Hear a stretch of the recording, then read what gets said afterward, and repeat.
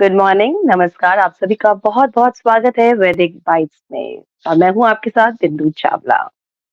वैदिक बाइट्स में हम बात करते हैं आपकी हेल्थ के बारे में, आपकी हर एक उस प्रॉब्लम के बारे में जो कहीं न कहीं हमें ज़िंदगी में मुश्किलों में डालती है। हम कोशिश करते हैं कि उन मुश्किलों को थोड़ा-सा आसान कर सकें और इसमें हमारा साथ देती हैं बीना गुप्ता जी। बीना जी, आपका बहुत-बहुत स्वागत है। धन्यवाद बिंदु। नमस्कार। जो दोस्त हमारे साथ नए जुड़े हैं, उन्हें हम बता दें कि बीना गुप्ता जी एक प्राणिक हीलर हैं और योगा, मेडिटेशन इन सब के लिए बहुत सारे काम कर चुकी हुई हैं और ये ओजस नाम के स्टार्टअप की फाउंडर भी हैं। ओजस जो आपकी हेल्थ, आपकी सारी जो मैंने कहा कि प्रॉब्लम्स को कोशिश करता है हल करने की, ओजस का जो जो ओजस स्टार्टअप है, उसके थ्रू बीना जी कोशिश करती हैं कि आपकी हेल्थ को अ, ठीक-ठाक रख सके। कहा भी जाता है कि हेल्थ इज़ वेल्थ। प्रोग्राम को शुरू करने से पहले मैं बीना जी आपसे रिक्वेस्ट करूँगी कि आप प्लीज़ प्रोग्राम की शुरुआत करें। धन्यवाद। सबसे पहले हमारे सभी व्यूअर्स को लोहड़ी, मकर संक्रांति इन सभी की बहुत-बहुत शुभकामनाएँ। और ये सब जो हमारे पर्व त्योहार हैं, वो हमें कोई न कोई शिक्षा देने के लिए आते हैं। उन शिक्षाओं को हम ग्रहण कर सकें, उसके लिए हमें निश्चित रूप से बुद्धि की आवश्यकता होती है। गायत्री मंत्र बुद्धि का मंत्र है। परमपिता परमेश्वर, परम पूज्य गुरुदेव व वंदनीय माता जी की सूक्ष्म संरक्षण को महसूस करते हुए एक साथ एक स्वर में गायत्री मंत्र। ॐ भूर्भुवः स्वः तत्सवितुर्वरेण्यं भर्गो देवस्य धीमहि धियो यो नः प्रचोदयात्। दोस्तों, आज हम बात करने वाले हैं कि हमारे सब लोग हमें कहते हैं कि माया जाल है, ये ज़िंदगी से बाहर निकलो, इच्छा शक्ति को जगाओ। बीना जी, सबसे पहले मैं आपसे सवाल यही करूँगी, ये माया जाल क्या है और ये इच्छा शक्ति क्या है? और इससे हम कैसे बाहर आ सकते हैं? देखिए, माया जाल से हम कैसे बाहर निकल सकते हैं? सबसे पहले मैं आपको इसका जवाब देने से पहले कहूँगी कि इच्छा शक्ति क्या है? क्योंकि अगर इच्छा शक्ति है तभी हम किसी भी माया जाल हो चाहे कैसा भी जाल हो, उससे हम बाहर आ सकते हैं। अगर इच्छा शक्ति ही नहीं है, तो हम कोई कार्य सही तरीके से नहीं कर सकते। इसलिए कहते हैं कि इच्छा शक्ति महान है। इच्छा सिर्फ मनुष्य को ही नहीं होती है, हर प्राणी को होती है। यहाँ तक कि ईश्वर की भी इच्छा होती है। ऐसा नहीं कि ईश्वर की इच्छा नहीं होती है। क्योंकि देखिए, जब बच्चा अकेला होता है तब वो क्या करता है कि अपने आस-पास बहुत सारे सामान को इकट्ठा कर लेगा और फिर उनसे खेलेगा। तो ठीक इसी तरह से ईश्वर ने भी इच्छा करता है। जब ईश्वर कभी ब्रह्मांड में पहले अकेले थे, तो उन्होंने सोचा मैं एक से अनेक हो जाऊँ। तो उन्होंने क्या करा, वो ब्रह्मांड में जो ईथर है, उसी को अनेक रूपों में इकट्ठा कर लिया और उसकी बहुत सारी मतलब आकृतियाँ, प्रकृतियाँ बना दी। ठीक है? तो अब वो क्या था कि उसका मन लगने लगा, क्योंकि वो अपने खिलौनों को देख-देख के खुश होता था। हम क्या है, ईश्वर के बनाए हुए खिलौने मात्र हैं। जितने भी जो हम प्रकृति में देखते हैं, जीव-जंतु, पेड़-पौधे, पशु देखिए, फूलों को देखिए, छोटे-छोटे बच्चों को देखिए, पशु-पक्षियों को देखिए। अगर हम उनको गौर से देखेंगे तो कितनी खुशी होती है। उनकी एक-एक कलाकृति देखिए, उनके काम करने के तरीके देखिए, कितनी खुशी होती है। तो ईश्वर ने भी क्या करा, अपनी इच्छा करी कि भई मुझे भी कोई साथ चाहिए, और वो एक से अनेक हो गया और ये प्रकृति बन गई। अब उसने ऐसा क्यों करा कि मैं एक से अनेक हो जाऊँ? क्योंकि जब क्या होता है कि हम देखिए, बच्चे हों या हमने भी जब बचपन जिया था, हम पहले चीज़ों को फैलाते हैं, फिर सबको इकट्ठा करते हैं, तो कितनी खुशी होती है कि ऐसे हमने सबको इकट्ठा कर दिया। फिर हम फैलाते हैं, फिर हम इकट्ठा करते हैं। तो ये मतलब बिखेरना और इकट्ठा करना, इसमें खुशी होती है। तो इसलिए भगवान एक से अनेक हुए, क्योंकि उसने सोचा कि जब मैं इन सबको ये सब चीज़ें मेरी मिलकर रहेंगी, क्योंकि वो मिलाएगा तो नहीं, नहीं तो प्रकृति का अंत हो जाएगा, महाप्रलय हो जाएगी। लेकिन जब ये सब एक-दूसरे के साथ में मिलकर रहेंगे, तो मुझे बहुत अच्छा लगेगा। क्योंकि ईश्वर क्या चाहते हैं कि जितने भी जीव हैं, जो मेरे बनाए हुए हैं, वो सब आपस में एकता से, प्रेम से, सद्भावना से, सहयोग से रहें, तो ये संसार क्या होगा, सत्यम शिवम सुंदरम से भी अधिक सुंदर बनेगा। इसलिए कबीर जी कहते हैं कि राम बुलावा भेजी, कबीरा दीना रोए, जो सुख प्रेमी संग में, सो बैकुंठ ना होए। मतलब जो हमारे प्रेमी के संग में रहने पे जो हमको सुख मिल रहा है, वो बैकुंठ में भी नहीं मिलेगा। इसलिए उपासना में भक्ति है। प्रेम करने वाले के पास प्रेम ही लौट कर आता है। सजीव हो निर्जीव वस्तु हो, व्यक्ति की भावना के अनुसार ही वो फल देती है। फिर देखिए, प्रेम में व्यक्ति को अपना कष्ट है, स्वार्थ है, त्याग है, सब कुछ कम ही कम लगता है। तो इसलिए ईश्वर से प्रेम करने वाले को ईश्वर भी क्या करता है, श्रेय देता है, साधन देता है, संपन्नता से भर देता है। लेकिन अनैति करने वाले हैं, उनके लिए वो ईश्वर निष्ठुर और कठोर होता है। कहते हैं ना, हमारे लिए इतना कठोर क्यों है? क्योंकि उन्होंने इसका मतलब कहीं न कहीं गलत काम किया है, इसलिए ईश्वर उनके प्रति इतना कठोर हो रहा है। इसलिए जब वो कठोर होता है, तो क्योंकि कठोरता भी दिखाता है, तो हमारे जो ऋषि मुनि थे, उन्होंने उसका नाम रुद्र दे दिया कि रुद्र रूप है इनका। और इसलिए यदि ईश्वर को पाना है, तो अपनी इच्छाओं को, सद्भावना को मतलब और सत्कर्मों को बढ़ाना चाहिए। यही सबसे पहली इच्छा है। जी, और इच्छा तो आपने बताया कि यही है, और इच्छाओं से ही हम उस माया जाल में फँस जाते हैं, जिसे कहा जाता है कि ज़िंदगी के माया जाल से निकलिए। तो ये माया जाल से कैसे निकला जा सकता है, इच्छा शक्ति की जो माया जाल है? देखिए, इसे हम इस तरह से समझ सकते हैं कि जो हमारी आत्मा है, जीवात्मा है मतलब, ये एक मतलब ब्रह्मांड है, उसमें एक बूँद है छोटी-सी। हालाँकि पृथ्वी की भी कहते हैं कि बस एक सुई की नोक के बराबर मतलब जगह है। जैसे एक सागर है, ठीक है? उसमें एक बूँद पानी की होती है, ठीक इसी तरह से हमारी जो जीवात्मा है, उस ये जो ब्रह्मांड की जो चेतना है, उसमें एक बूँद है, ठीक है? हमारे शरीर में भी आकाश है, तो इसलिए हमारे शरीर को देखो नापा जा सकता है, जाना जा सकता है। लेकिन अगर ये शरीर नष्ट हो जाता है, तो क्या होगा, जो इसमें आकाश तत्व है, वो आकाश में मिल जाएगा। ठीक इसी तरह से हम साँस लेते हैं मतलब प्राणवायु लेते हैं, तो प्राणवायु किसकी है? कि इस ब्रह्मांड में जो वायु है, प्राणवायु है, उसी को हम अपने अंदर लेते हैं।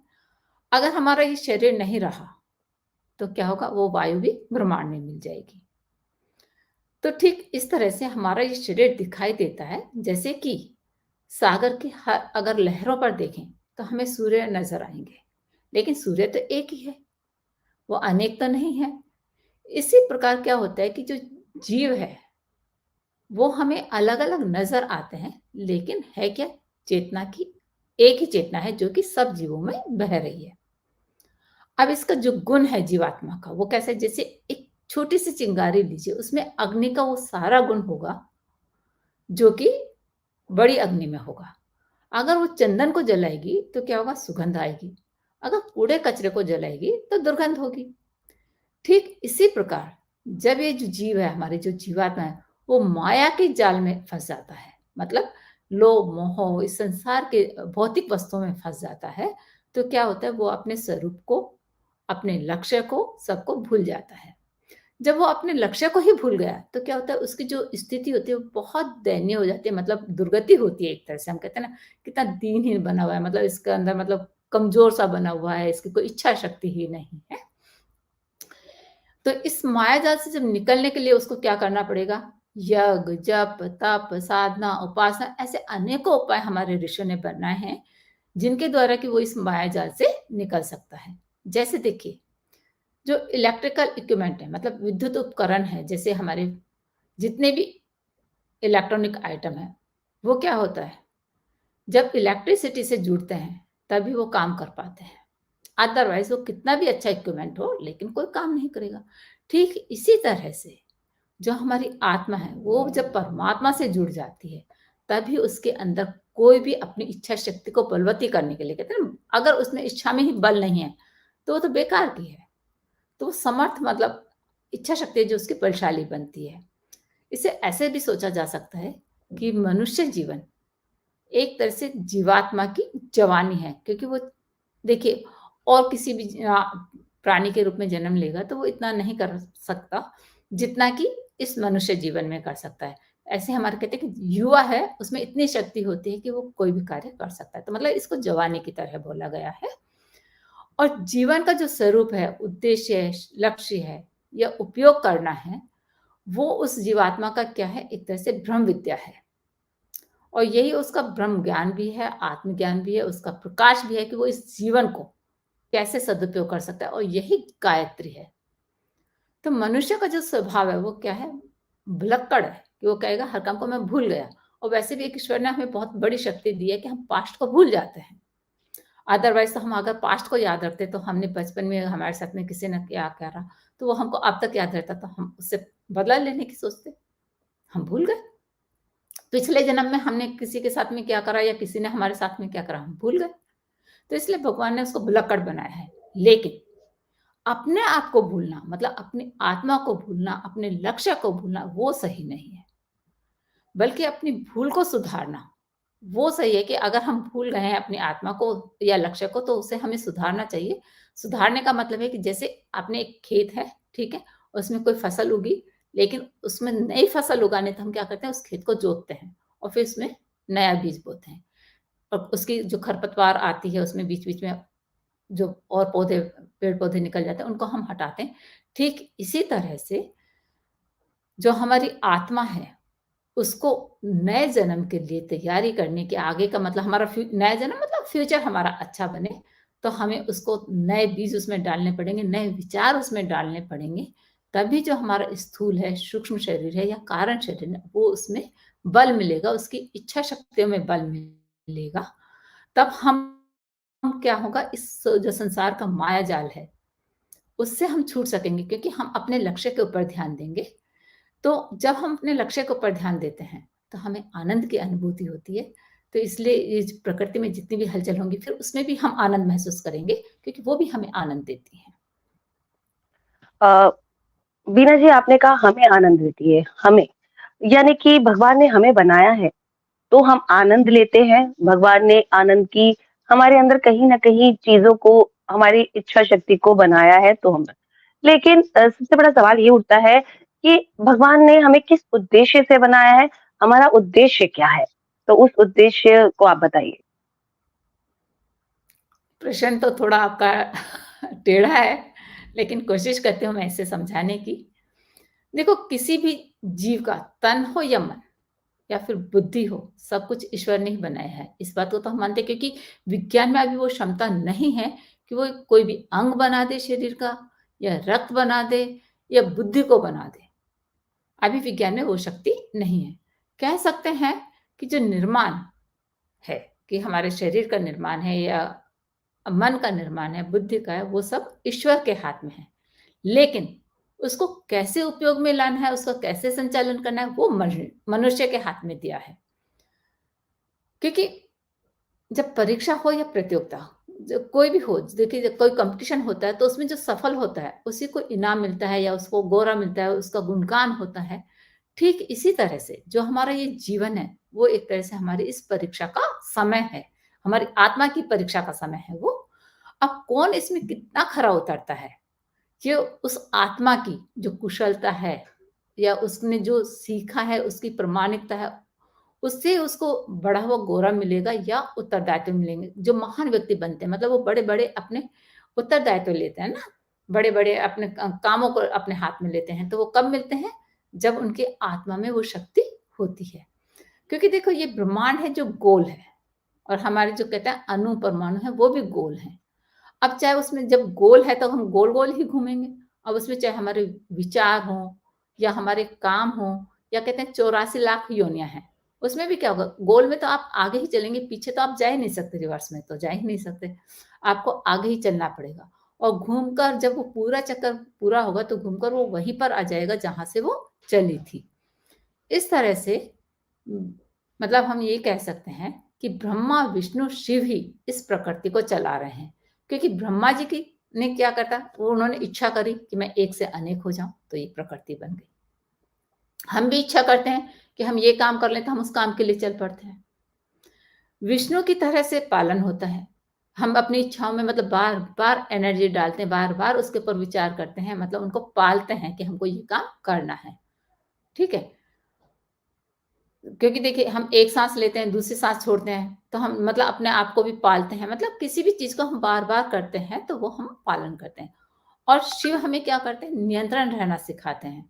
तो हम कोई भी काम करते हैं, तो उसको देख के हम एक पैरामीटर हम अपना तय करते हैं कि हमको इस तरह से करना है। उसका हम इस मतलब तैयार करते हैं कि साँचा कि हमको किस तरह से करना है, उसका प्लान बनाते हैं। इसलिए जो ईश्वर के मानने वाले हैं और जो अपने कर्म फल पर विश्वास करने वाले हैं, वो अपने पैरों पर कभी कोई कुल्हाड़ी मारने की गलती नहीं करते हैं। वो हमेशा ध्यान रखते हैं कि ईश्वर ने हमें किस उद्देश्य से बनाया है और हमें यहाँ आके क्या करना है, अपने लक्ष्य को कभी नहीं भूलते हैं। बिल्कुल सही तरीके से समझाया दोस्तों। अगर आप उसी तरीके से ज़िंदगी को जीते हैं, तो आप ज़िंदगी को एन्जॉय कर सकते हैं। और अभी टाइम हो गया है हमारी फिज़िकल हेल्थ के बारे में जानकारी लेने के लिए। आज हम कौन-सा हेल्दी टिप आपसे जानने वाले हैं? आज हम अपने फेशियल योगा के बारे में जानेंगे कि योगा तो बहुत आपने सुने होंगे, लेकिन आप अपने चेहरे को भी सुंदर बना सकते हैं। आज हम उसके बारे में जानेंगे। जो योग है, वो हमारे जीवन जीने की कला है। तो इसलिए हमें योग को अपने दैनिक जीवन में मतलब प्रतिदिन अपने को उसमें काम में लेना चाहिए। ये चाहे कोई भी आयु समूह हो, बच्चा हो, बड़ा हो, वृद्ध हो, कोई भी हो, उस सभी के लिए आवश्यक है। क्योंकि योग से ना सिर्फ हमारा शारीरिक बल्कि हमारा मानसिक, भावनात्मक, आध्यात्मिक और आत्मिक उन्नति भी होती है, उनमें संतुलन बनता है एक तरह से। तो आज आप फेशियल योगा के बारे में जानेंगे कि जब हम फेशियल योगा करते हैं तो उससे हमें क्या-क्या फ़ायदे मिलते हैं। देखिए, खूबसूरत हो, आकर्षक हो दिखना भला कौन नहीं चाहेगा? हर कोई चाहता है कि हम सुंदर दिखें। बेशक वो कहते हैं ना 90 साल की उम्र का होगा, 100 साल की उम्र का होगा, वो भी चाहेगा कि मैं सुंदर दिखूँ, जवान दिखूँ। लेकिन क्या होता है कि जब हमारी उम्र बढ़ती है, एज बढ़ती है, तो उम्र का असर हमारे चेहरे पर दिखने लगता है, जिसे कम करने के लिए हम योग का सहारा ले सकते हैं। फेस योग करने से चेहरे पे क्या होता है कि जो रक्त का संचार होता है, उससे जो चेहरे की मांसपेशियाँ हैं, वो रिलैक्स होती हैं, उनमें कसावट आती है और चेहरा खिला-खिला रहता है और जो त्वचा पर बढ़ती उम्र का असर होता है, वो भी कम हो जाता है। इसके लिए आप फेस योगा कर सकते हैं। योग जैसे आपके स्वास्थ्य के लिए ज़रूरी है, वैसे ही आपके चेहरे के लिए भी लाभकारी है, क्योंकि ज़्यादा मेकअप या केमिकल युक्त क्रीम क्या होता है, हमारे वक़्त से पहले ही चेहरे पर एजिंग का कारण बनाती है। इसके साथ ही क्या होता है कि जो बढ़ता हुआ वज़न रहता है, आजकल जो वज़न बढ़ने की बहुत ज़्यादा शिकायत होती है, वो भी हमारे चेहरे पर साफ दिखने लगती है, जिसके लिए लोग क्या करते हैं, फिर तरह-तरह के महँगे और दर्दनाक ट्रीटमेंट करवाते हैं। लेकिन जो फेस योगा है उसके इसके में मतलब इसका आसान विकल्प है कि अगर हम करेंगे तो हमको इतने महँगे-महँगे और दर्दनाक ट्रीटमेंट की ज़रूरत नहीं पड़ेगी। तो ये फेस योगा है वो चेहरे को जवां बनाता है, निखार लाने का काम करता है। इससे जो बहुतों की होती है कि डबल ठुड्डी की समस्या होती है, डबल ठुड्डी चिन्ह नज़र आती है, वो भी कम होती है, जिससे आपका चेहरा आकर्षक और सुंदर बनता है। जी, यानी कि अगर हम योग अगर करना चाहते हैं, तो आप अपने जितना भी है, अगर आप जवान दिखना चाहते हैं, सुंदर दिखना चाहते हैं, तो आप योगा का सहारा ले सकते हैं, फेशियल योगा। और अगर आप ये योगा जानना चाहते हैं, तो आप हमारे यूट्यूब और फेसबुक पर ओजस सोल पर जाकर इन योगासनाओं को योगासन्स जो हैं, उनको आप उसकी जानकारी ले सकते हैं और उन पर जानकारी लेकर आप इस्तेमाल भी कर सकते हैं। बीना जी, आप हमारे चैनल में आए उसके लिए बहुत-बहुत शुक्रिया। धन्यवाद बिंदु। नमस्कार। दोस्तों, बच्चे हो या बड़े, योग को अगर आप अपने दैनिक जीवन में शामिल करते हैं, तो इससे आप ओजस आपके फेस पर, आपकी बॉडी पर कहीं न कहीं ओजस दिखाई देता है, यानी कि रौनक नज़र आती है। और अगर आप योग करना चाहते हैं और योग को ज़रूरी है कि आप सुरक्षित तरीके से और बेहतर तरीके से करें, तो आप हमारे यूट्यूब चैनल को देख सकते हैं, क्योंकि योग में सावधानियाँ बेहद ज़रूरी होती हैं, इसलिए आप बिना सावधानियों के ये जो आसन है वो ना करें। और अधिक जानकारी के लिए हमारे यूट्यूब और फेसबुक चैनल पर सब्सक्राइब करें। आप इसे लाइक और कमेंट करने के साथ साथ अपने दोस्तों को भी शेयर करें, उन्हें भी ठीक रखें अपने साथ साथ। अगले एपिसोड में फिर मुलाकात होगी आपसे, तब तक के लिए हमें दीजिए इजाजत। Bye bye and take care.